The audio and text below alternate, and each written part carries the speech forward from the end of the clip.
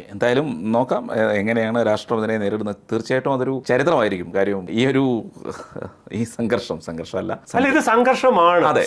ഇത് economic warfare ആണ് വായുത്തെ. ഇത് യുദ്ധം തന്നെയാണ് നടക്കുന്നത്, സാമ്പത്തികമായ ഒരു യുദ്ധം തന്നെയാണ് നടക്കുന്നത്. എക്കണോമിക് വാർഫെയർ ആണിത്. ഇത് ഒരു നിസ്സാര സംഗതിയോ ഒരു തമാശയോ അല്ല.